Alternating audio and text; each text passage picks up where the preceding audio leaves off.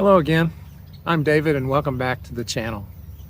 Today is July the 13th and our reading plan takes us to 2 Chronicles 27 and Isaiah 9 through 12. Now there's a lot going on in these 5 chapters, specifically contrasting the reign of a relatively good king, Jotham, from 2 Chronicles 27, with the prophecies of the coming Messiah found in Isaiah 9 through 12. At first, I thought this was just a weird combination to include these 2 passages together. But it gives us a clear picture of what human leadership can achieve when it seeks God. And it also is why the best human leaders ultimately point us to the perfect divine king who is to come. Let's begin with 2 Chronicles chapter 27. It introduces us to King Jotham of Judah. Now, unlike his son Ahaz, whom we discussed in a previous video, Jotham is presented as a king who largely did what was right in the sight of the Lord.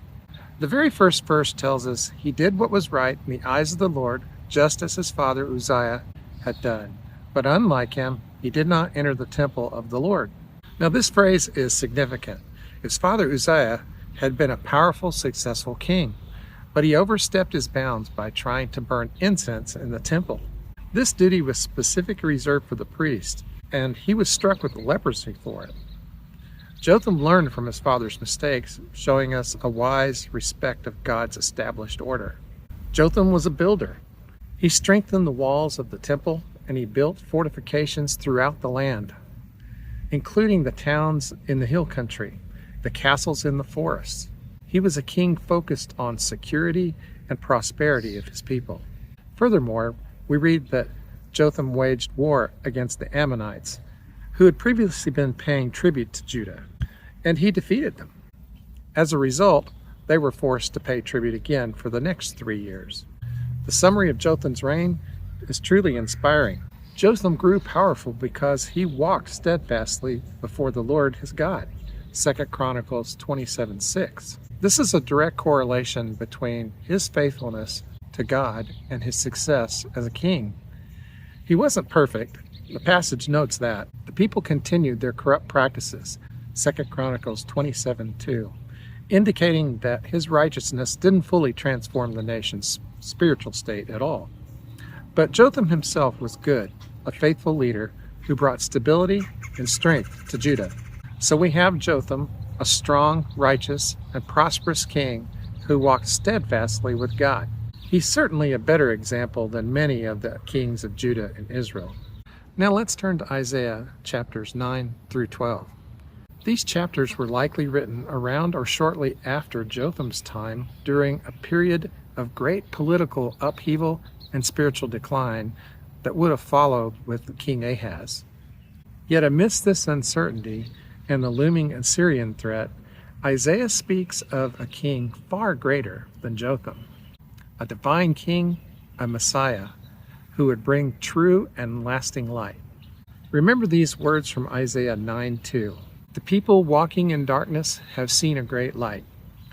On those living in the land of deep darkness, a light has dawned. While Jotham provided stability and a measure of light throughout his righteous rule, Isaiah is speaking of a great light, a transcendent light, of piercing light through the deepest spiritual gloom. And who is that light? Isaiah 9:6 and 7 gives us the answer. For unto us a child is born, to us a son is given, and the government will be on his shoulders. And he will be called Wonderful Counselor, Mighty God, Everlasting Father, Prince of Peace. Of the greatness of his government and peace there will be no end. He will reign on David's throne and over his kingdom, establish and uphold it with justice and righteousness from that time on and forever. The zeal of the Almighty will accomplish this. Wow. We could just stop right there. As my dad would say, that'll preach. Isaiah is talking about the ultimate king. Jotham was powerful, but this king is the mighty God. Jotham brought peace for a time, but this king is the Prince of Peace, whose government and peace will have no end. Jotham built walls, but this king will establish an eternal kingdom of justice and righteousness. This prophecy points directly to Jesus Christ, the Son of God, who came to this earth to establish his everlasting kingdom. Isaiah 11 further describes the attributes of this Messiah. A shoot will come up from the stump of Jesse. From his roots, a branch will bear fruit. The Spirit of the Lord will rest on him, and the Spirit of wisdom and understanding, and the Spirit of counsel and of might, and the Spirit of knowledge and fear of the Lord. Isaiah 11:1 and 2. This king will rule with perfect justice, compassion for the poor, and righteousness that will transform even the natural world, bringing about a time of perfect harmony. And then Isaiah 12 bursts forth with the joyous song of praise and thanksgiving for salvation and deliverance this king will bring. It's a vision of God's people fully celebrating their redemption.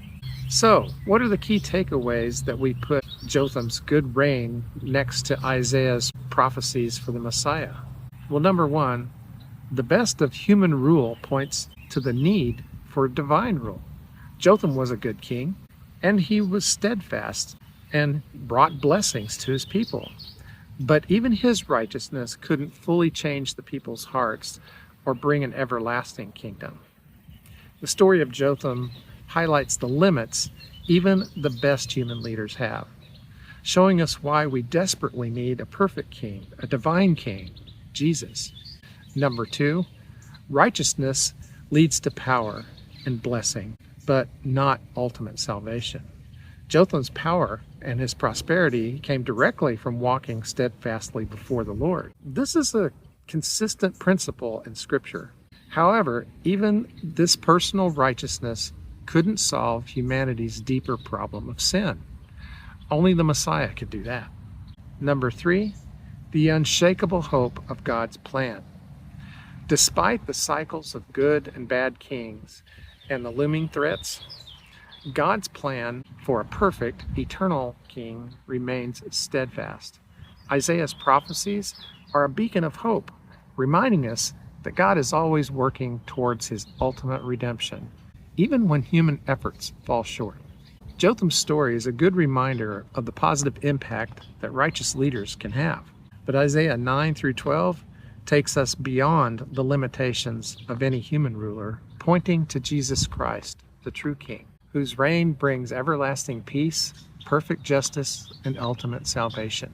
He's the one worthy of all of our praise and devotion. Well, that's our look at 2 Chronicles 27 and Isaiah 9 through 12. If this helped you, please give it a thumbs up and share it with your friends, and let me know your thoughts in the comments below. I found today's reading incredibly encouraging for me personally, so I hope it did for you as well. Until next time, I'll see you back here on Set Sail with Grace Harbor.